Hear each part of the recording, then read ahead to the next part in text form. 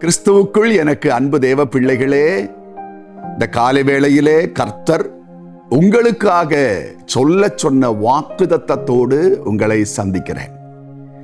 யோசுவாவின் புஸ்தகம் 3வது அதிகாரம் அதனுடைய 15வது திருவசனம். யோர்தான் அறுப்பு காலம் முழுவதும் கரை புரண்டோடும், பெட்டியை சுமக்கிற ஆசாரியர்களின் கால்கள் தண்ணீரின் ஓரத்தில் பட்ட உடனே மேலே இருந்து ஓடி வருகிற தண்ணீர் நின்றது. என் அன்பு பிள்ளைகளே, இங்க இஸ்ரவேல் ஜனங்கள் கானான் தேசத்திற்குள், வாக்குத்தத்த தேசத்திற்குள் பிரவேசிப்பதற்கு முன்பாக அவர்கள் அந்த தேசத்தை சுதந்தரிக்க கூடாது என்று யோர்தான் எனும் நதி கரை புரண்டு ஓடுகிறது. வசனம் சொல்லுகிறது, அறுப்பு காலத்திலே யோர்தான் நதி கரை புரண்டு ஓடும். அறுப்பு காலம் என்பது வெயில் காலத்திலே தான் அறுவடை நடக்கும், மழை காலத்திலே அறுவடை நடக்காது. சாதாரணமாக ஆறுகள் கரை புரண்டு ஓடுவது மழை காலத்திலே, வெயில் காலத்திலே அல்ல. ஆனால் இங்கே வெயில் காலத்திலே யோர்தான் கரை புரண்டு ஓடுகிறது. உங்களுக்கு வாக்குத்தத்தத்தை கொடுக்க மாட்டேன் என்று யோர்தான் நதி எதிர்த்து நிற்கிறது.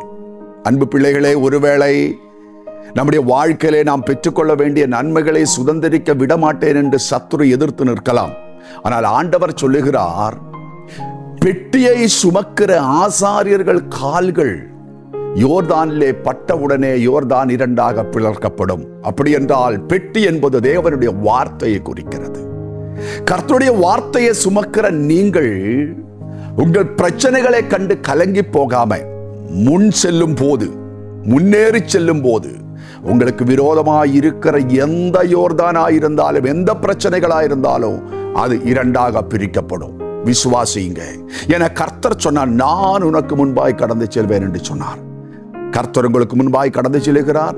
இன்றைய தினம் மாத்திரமல்ல, உங்கள் வாழ்நாள் முழுவதும் ஆண்டவர் உங்களோடு இருக்கிறார். தைரியமாக முன் செல்லுங்கள்.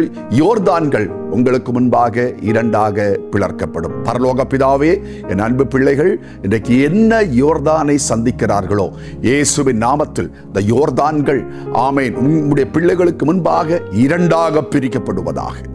அந்த வாசல் வழியாக அவர்கள் வாக்குத்தத்தத்திற்குள் பிரவேசிக்க கிருபை தாரும். இயேசுவின் நாமத்தில் நல்ல பிதாவே, ஆமென், ஆமென். தைரியமாயிடுங்க. God bless you. கர்த்தர் உங்களை ஆசீர்வதிப்பார்.